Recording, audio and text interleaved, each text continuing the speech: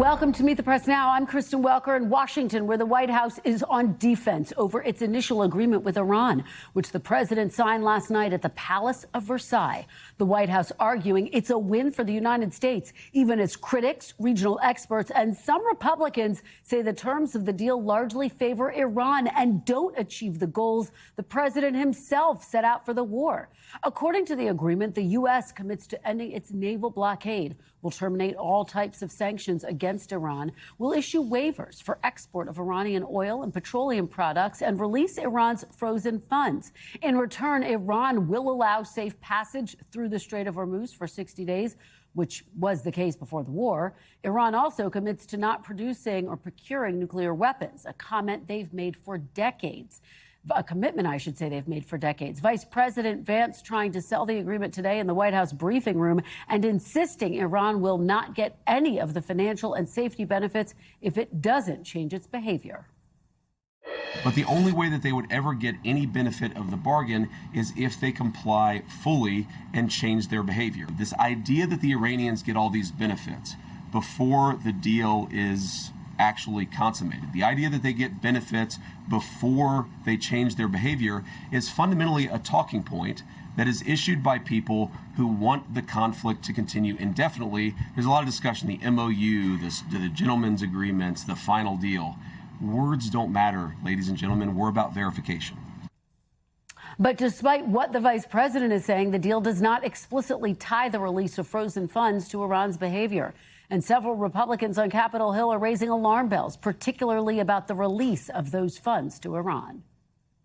History demonstrates that giving billions of dollars to theocratic lunatics who want to murder us is an exceptionally bad idea. I don't want to give them any money. I mean, I wouldn't want to give Iran any money. Everything I've heard about it causes me concern. Vice President Vance trying to downplay those concerns today. Many of the colleagues that you served with in the U.S. Senate and Republican conference have criticized this deal over the last 24 hours. What is your message, Mr. Vice President, back to them? So I guess I would say to anybody, any of the critics, is number one, have a little bit of faith in the President of the United States. The idea that he is going to strike a deal that's been bad for the American people, it's preposterous. I think that when people get to understand not just the agreement, but our negotiating posture as a country, they will realize this is an excellent thing for the American people.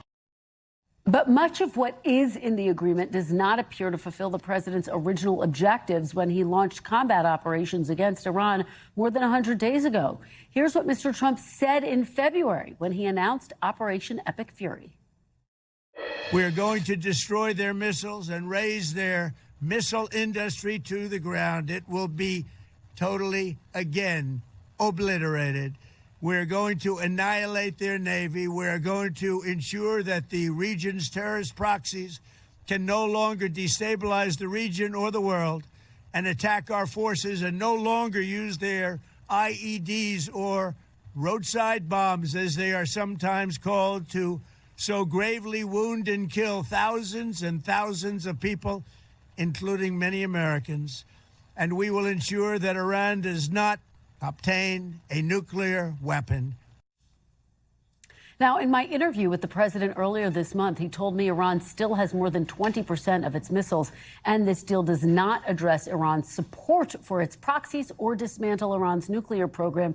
It just starts those negotiations. And remember that back in March, the president said, quote, there will be no deal with Iran except unconditional surrender. Joining me now is our team of reporters. To start us off, White House correspondent Monica Alba, senior national security correspondent Courtney Kube, Capitol Hill correspondent Melanie Zanona, and business and data correspondent Brian Cheung. Thanks to all of you. Monica, I'm going to start with you at the White House. So we heard from the vice president that technical talks could get started as soon as this weekend in Switzerland. What do we know about this trip?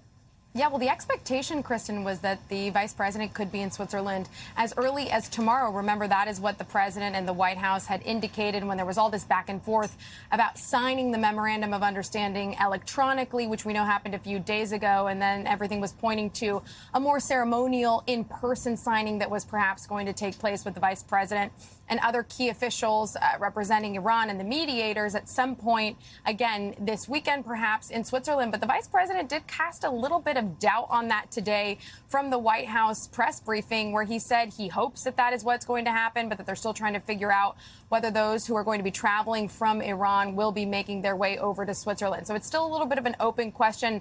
But I think the really important point to make here is that even though this memorandum of understanding was signed last night by the president at the Palace of Versailles, it kickstarts the most important process here, right, which is this 60-day now period of intensive negotiations where they have to figure out some of the thorniest issues that have not been dealt with yet in the tentative deal. And there are a number of thorny issues, Monica, that's for sure. Look, one of the biggest criticisms, as you know, as you've been tracking, revolves around this issue of that $300 billion reconstruction fund, as well as leaving Iran with missile capabilities. What's the White House's pushback about those specifically? They say that Iran will only be able to be the beneficiary of some of those unfrozen assets if and when they, quote, change their behavior, or if and when they comply with the final agreement. So again, there's a lot of ifs and a lot of whens in that statement. And so that is why you are seeing, even from Republican allies, criticism and questions about whether, for instance, allowing Iran to sell and export its oil again isn't basically a major financial benefit for it. Essentially, that's what the vice president was asked. How can you argue that it's not? And so what the vice president, what the White House are trying to make clear here is that they are arguing that this isn't money that the U.S. is directly giving to Iran, but it doesn't answer the question from critics about potentially, again, unfreezing some of these assets, billions in dollars, which could be coming from other countries that could happen before the end of this 60-day period. But again, the White House and the vice president today insisting that that will not happen in this intermediary phase. But there are still real questions about exactly how that's going to work. And again, Iran, from their view, will have some financial benefit immediately now that this tentative deal is in effect. Well, the White House and the vice president had some sharp words for Israel today. I want to play that. Monica, get your reaction on the other side. You've seen people within Bibi's cabinet who have come out and attacked the deal, and in some ways very personally attacked the President of the United States. And I guess my message to them would be twofold. Number one, Donald J. Trump is the only head of state in the entire world who is sympathetic to the nation of Israel at this moment in time. And he happens to be the head of state of the world's superpower. Anybody in Israel who thinks their biggest problem is the President of the United States needs to wake up and smell the reality of the situation that country is in.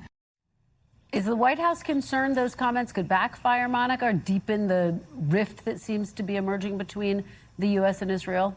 Yeah, that was quite a striking statement from the vice president. Those were his parting words as he left the press briefing room, in a message it seems he really did want to deliver, aimed at those critics of the deal in Israel, but saying specifically that he wasn't aiming that comment necessarily at Prime Minister Benjamin Netanyahu, though we know that President Trump has expressed his own frustration with him over the last couple of days. Israel, of course, is not party to this deal. Neither is Hezbollah. And a really important point to all of this is that the president is seeming to say, just on True Social today, that this ceasefire will include, he says, we expect a complete ceasefire on all fronts, including Lebanon, Hezbollah, and Israel. But that is something that is still occurring kind of on the perimeter of all of this, Kristen, but one that certainly will be a really careful and considered part of the negotiations, because we have seen continued strikes from Israel in Lebanon, and that could really prolong the longevity of this conflict and complicate how the U.S. is dealing with Israel as it is trying to navigate an end to this war with Iran.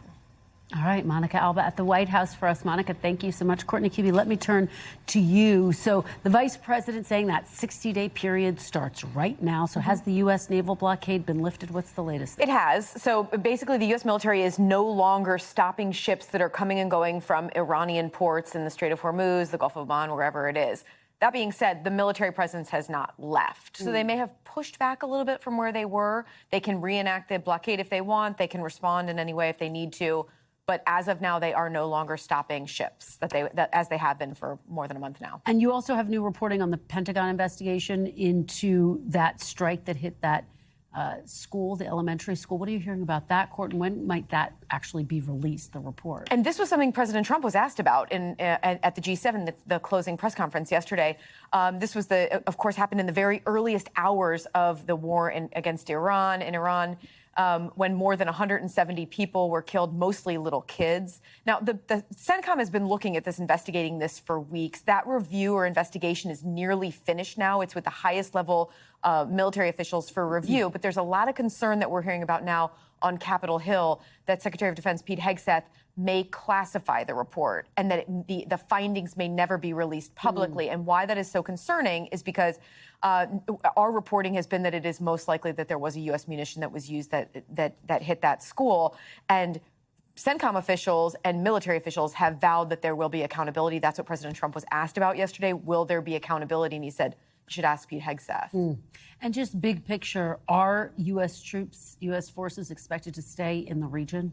So that's one of the big questions out of this memorandum of understanding, because there's a specific part that says that the U.S. will start withdrawing or pushing troops back from the region. It doesn't identify if those are the troops that were moved in for the war, for instance, like the blockade. You know, there's 200 aircraft, there's carrier strike groups, 2 of them floating around right there. But that's not common. There usually is not that big of a presence there. But there is also a huge number of U.S. military bases in the region and allied bases where the U.S. has a presence there. Is that going to, the decrease or the pulling back of troops from the region, will that also move to those bases? We've been asking that question. Secretary Hegseth said this morning that that was something that would be under review. Well, speaking of Hegseth, he announced also a review of bases in Europe, and he blasted NATO countries that didn't allow the U.S. to use their airspace. Let's take a listen. It was shameful.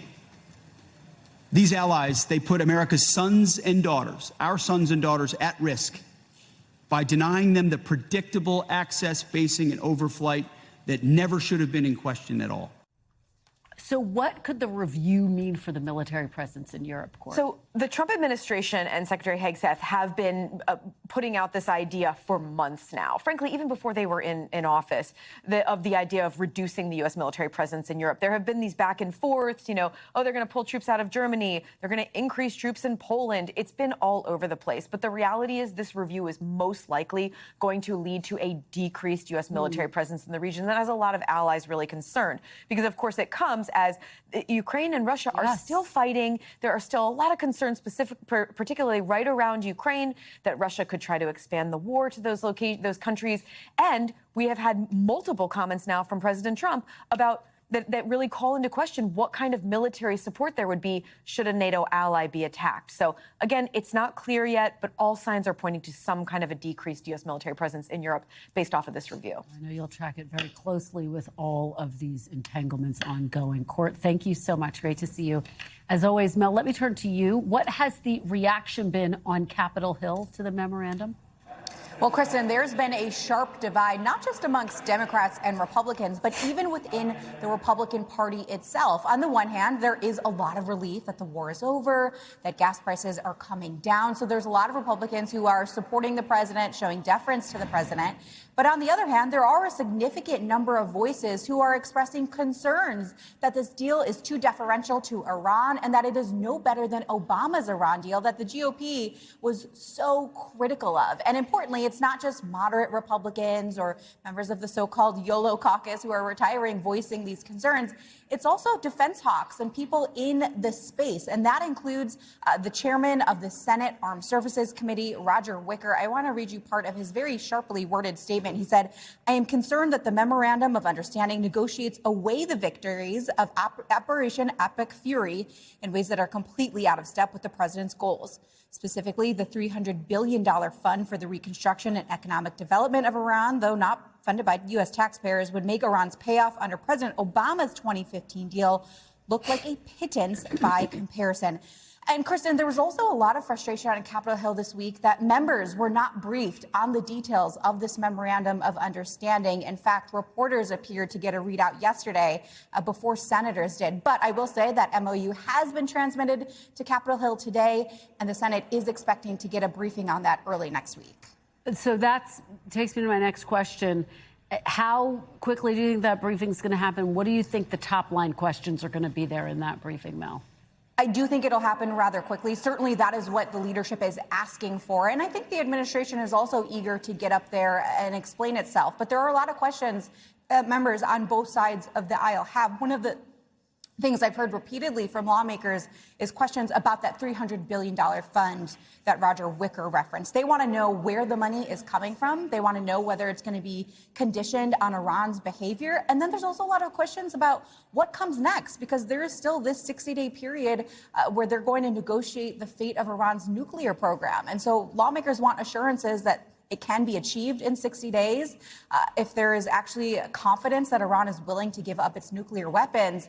And if not, what happens next? Is the president willing to return to bombing? So there's just a ton of questions that lawmakers have for the administration right now. All right, well, I know that you're tracking all of those questions for us. Mel Zanona, thanks so much. Great to have you here. Brian, let me turn to you. I want to play a little bit more of what we heard from Vice President J.D. Vance today, specifically on the economy, gas prices, and oil. Take a look. First of all, I think the president's peace plan in Iran is already bearing real fruits for the American people. Last night, 12.5 million barrels of oil went through the Strait of Hormuz. That is a high since the beginning of the conflict. So 12.5 million barrels, how does that compare to what was going through the Strait before the war? Yeah, well, 20 million barrels is how many was going through the Strait before the war. So if you do a little bit of the quick back of the napkin math, that's just over 60%. But interestingly, you have some analysts out there that say we don't expect to get back exactly to 100% of pre-war levels. You have Goldman Sachs that had a note just earlier this week saying that it's more likely the case that we're going to get back to 70% of pre-war capacity through the Strait of Hormuz. And that's because of decreased demand around the world as a result, in part, of some of the geopolitical uncertainty that's come about as a result of that conflict. So again, it does seem like there's a longer path to getting back to those pre-war levels. Everyone I've talked to has spoken about this. It rises very sharply like a rocket when prices go up, but it really falls like a feather, all of which is to say it could take some time to get back to pre-war levels if we ever do get back there, Kristen. And just to be very clear, pre-war levels, gas prices had gone above $4 a gallon. The big question has been, will they get back into the $3 a gallon range? Yeah, well, it was $2.98 before this war beginning in terms of the prices that we pay at the pump. It peaked out around $4.50 at about a month ago. It's been falling since then over the optimism that this war would have a resolution. And it seems like now that there is this deal and that the Strait of Hormuz is reopened, those prices, which are flirting at $4, it technically was $3.99 and 9/10 of a cent, according to AAA. So it did fall below $4 for the first time since March. But you have some analysts saying the next stop would likely be $3.70 around July 4th weekend. That would be welcome news to a lot of people traveling. But again, still about 70 cents above where we were pre-war levels. All right, Brian Cheung, as always, thanks so much for being here. Really appreciate it. We thank you for watching. And remember, stay updated on breaking news and top stories on the NBC News app or watch live on our YouTube channel.